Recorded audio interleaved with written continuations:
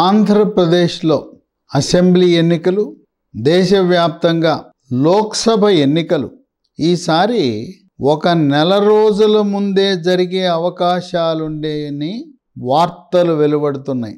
ఫిబ్రవరి 2వ తారీఖుకి ఎన్నికల షెడ్యూల్ విడుదలయ్యే అవకాశాలున్నాయని ఊహాగానాలు వెలువడుతున్నాయి. మార్చి 6న మొదటి దశ ప్రారంభమవుతుంది. మొదటి దశలోనే ఆంధ్రప్రదేశ్ శాసనసభ, ఆ రాష్ట్రంలో ఉండే 25 లోక్సభ సీట్లకు ఆ రాష్ట్రం అంతా కూడా మొదటి దశలో ఒకే రోజు ఎన్నిక పూర్తవుతుంది. ఇప్పుడు జరగబోతున్న లోక్సభ ఎన్నికలతో పాటు 4 రాష్ట్రాలకు అసెంబ్లీ ఎన్నికలు కూడా జరుగుతున్నాయి. ఆంధ్రప్రదేశ్, ఒరిస్సా, అరుణాచల్ ప్రదేశ్, సిక్కిం.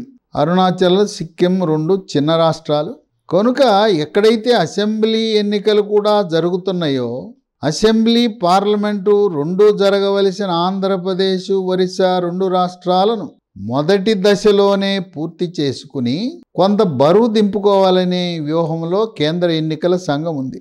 కేంద్ర ఎన్నికల సంఘం ఇప్పటికే ఒక రౌండు ఎన్నికల సంఘ ప్రతినిధులు వచ్చి రాష్ట్ర ప్రభుత్వ పోలీసు, రెవెన్యూ అధికారులతో చర్చించి ఏర్పాట్లు సమీక్షించారు. ఇక తుది రౌండు, 2వ రౌండు జనవరి 8, 9, 10 3 రోజుల్లో కేంద్ర ఎన్నికల సంఘ ప్రతినిధులు వచ్చి తుది ఏర్పాట్లు సమీక్షించి ఇక ఎన్నికలు జరగటానికి కావలసిన వేదికని పూర్తి చేసి వెళ్ళదలుచుకున్నారు.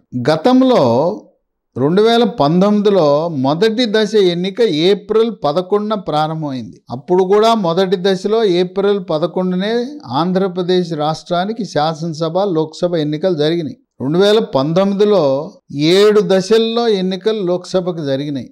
ఇప్పుడు ఇంకొక దశ పెరిగే అవకాశం కనపడుతుంది. 8 దశల్లో 8 విడతలుగా ఎన్నికలు జరిగే అవకాశం ఉంది. ఇప్పుడు ఫిబ్రవరి 2న నోటిఫికేషన్ ఇచ్చి మార్చి 6న మొదటి విడత ప్రారంభమైతే ఏప్రిల్ నెలాఖరు నాటికి తుది ఫలితాలు విడుదలవుతాయి. 2019లో ఏం జరిగింది? ఏప్రిల్ 11న మొదటి దశ ప్రారంభమై మే 19 నాటికి 7వ దశ ఎన్నికలు పూర్తయినాయి. అది ఆఖరి దశ. మే 23న ఫలితాలు ప్రకటించడం జరిగింది. ఈసారి ఏప్రిల్ నెలాఖరులోనే తుది ఫలితాలు విడుదలయ్యే అవకాశం ఉంది. ఏ శాసనసభలకు ఎన్నికలు జరుగుతున్నాయి అక్కడ ప్రభుత్వం ఏర్పడుతుంది. కేంద్రంలో కూడా ఏప్రిల్ నెలాఖరులో కానీ మే మొదటి వారంలో ప్రభుత్వం ఏర్పడే అవకాశం కనపడుతూ ఉంది.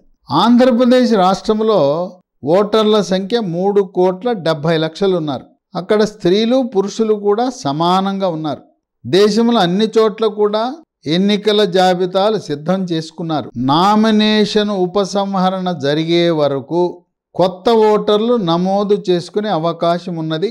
నెల రోజులు ముందు జరుగుతాయనే సమాచారం అధికార పక్షానికి కొంచెం గందరగోళమే.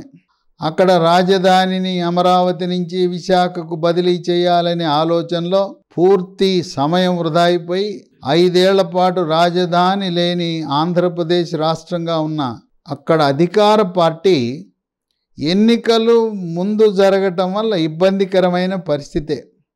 తెలంగాణలో కూడా ఎన్నికలు ముందు జరగటం వల్ల ఇచ్చిన హామీలు నెరవేరలేదు, 6 గ్యారెంటీలు ఏమీ జరగటం లేదు అనే నిరుత్సాహం ప్రారంభమైంది. ఉత్తరాదిన ఇప్పటికే ఛత్తీస్గఢ్, మధ్యప్రదేశ్, రాజస్థాన్ రాష్ట్రాలలో విజయభేరి మోగించిన భారతీయ జనతా పార్టీ ఆ రాష్ట్రాల్లో వేడి చల్లారకముందే, పైగా జనవరి 22న అయోధ్యలో బాలరాముని ప్రాణప్రతిష్ఠ జరిగిన తర్వాత దేశమంతా కూడా జై శ్రీరామ్ అనే నినాదాలు మార్మోగుతున్న తరుణంలో ఎన్నికలు జరిగితే మన దేశాన్ని కాపాడగలిగింది,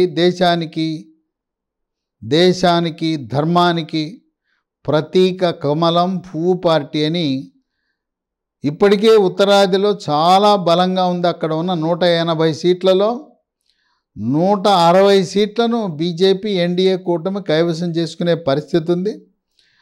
దక్షిణాది రాష్ట్రాలలో కర్ణాటక, తెలంగాణలోనే కాకుండా ఈసారి ఆంధ్రప్రదేశ్ కేరళలో కూడా బీజేపీ ఖాతా తెరవాలనే దృఢ సంకల్పంతో ఉన్నది.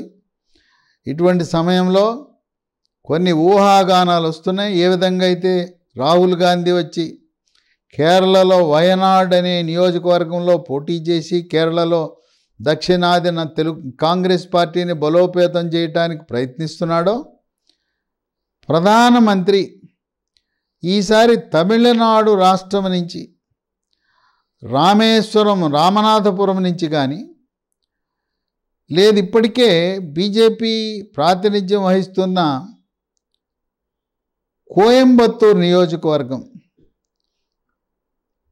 అక్కడ కానీ పోటీ చేసే అవకాశాలు పరిశీలిస్తున్నారు. వారణాసి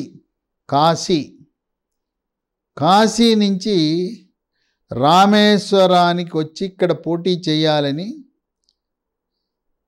ఆ విధంగా దక్షిణ భారతదేశంలో కూడా భారతీయ జనతా పార్టీని బలోపేతం చేయటానికి ఇదే అవకాశంగా కమలనాథులు భావిస్తున్నారు.